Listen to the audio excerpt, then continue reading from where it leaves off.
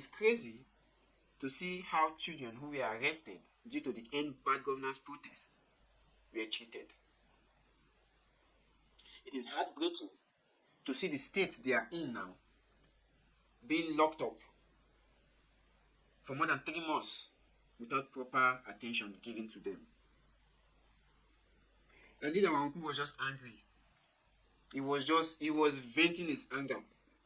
When you think that children in our country can now take up arms to make our president to be afraid, to now, and then in certain places, particularly in northern Nigeria, specifically in Kano, Kaduna, and all that, and then you ship them to Abuja, even though the Administration of Criminal Justice out for exceptional reasons would allow you for security reasons to do such a thing.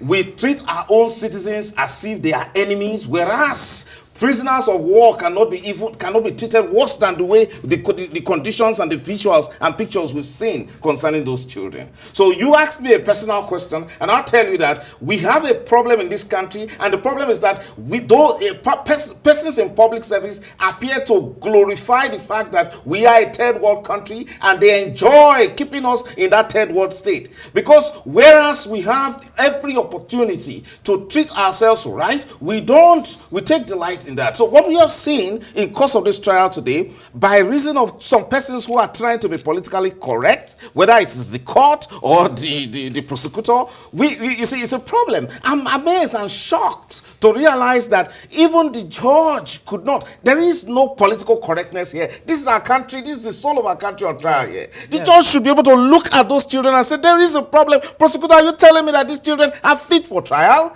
I mean, he should have convinced himself that first they were fit for trial before the trial could go on. And when there were some of them that were clearly children and some of them were fainting and at the point of dying, the judge had the inherent powers to direct that, please, trial is not going on. I hereby order that medical treatment, medical facilities, and adequate provision according to the provisions of the Constitution be given to them immediately. He directs it. But there is this problem with us, as if there is this competition for us to please somebody against the simple provisions of the Administration of Criminal Justice Act, of the provisions of the Child Rights Act. So this is an opportunity for us to put ourselves on trial, and whether we want to continue to treat ourselves as the enemies, as our own enemies, as we have seen today in that trial. Uncle, be calming down. Be calming down. Whatever gets to the hands of the government is crazy, because the government treats little issues with utmost priority and treats, big issues with little or no priority. Now, people came out to protest due to the fact that there was hunger in the land, the inflation was crazy, massive, but yet they paid little or no attention to that. Rather, they had to go for children, individuals, who, one, they've not gone to school. If peradventure they went to school, they didn't even finish their classes. People who are not too educated to differentiate between flags of countries, but yet we are given flags to parade themselves in the streets. Now, these people were arrested. Fine, hosting another flag in your country is something else. But now, the period of these children being put in detention, they were not given proper care. They were not even attended to. They did not even go to school. They were not even taught the effects of hosting the flag of another country in your own country. They did not even give them, the briefing. Why are they minors in the first place? They're supposed to be under the guidance of both the states and their parents. Due to the hardship in the land, even parents are unable to caution their children anymore, because the children have to start fending for themselves, doing things they are not supposed to do, just to stay afloat. But yet the government had the temerity to arrest minors, lock them up. But if it were to be some certain cases where they want to arraign someone, slam defamation cases, do this stuff in court, they will do it within a twinkle of an eye. But these are little children, individuals charged because why? They were misinformed.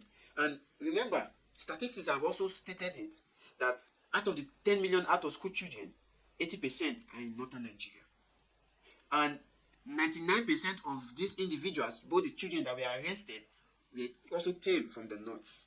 What does that tell you? Ill education, mal education, because they didn't attend school. So what could have been the best approach for the government, even while in detention? Take good care of them, educate them on patriotism. And also, they were also accused of, calling the military to take over. Whoa, like seriously. Freedom of expression.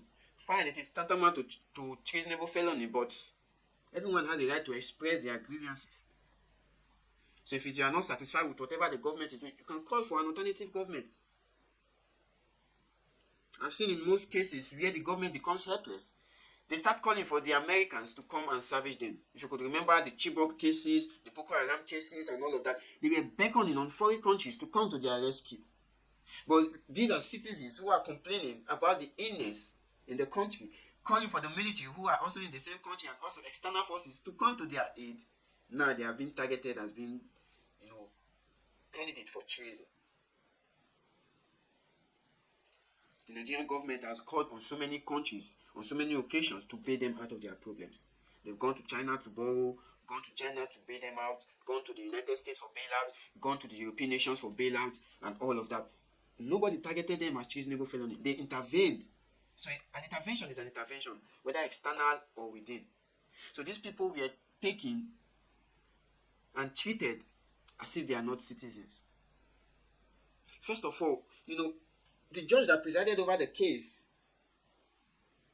still needs to be talked to.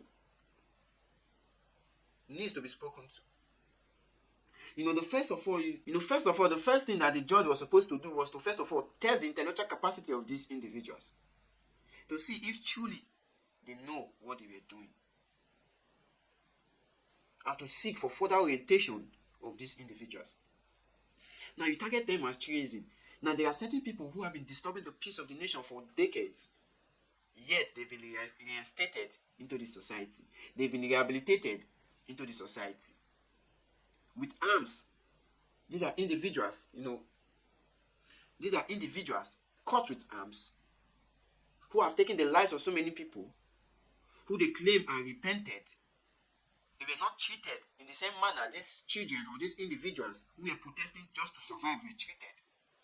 But yet they were reinstated into the society.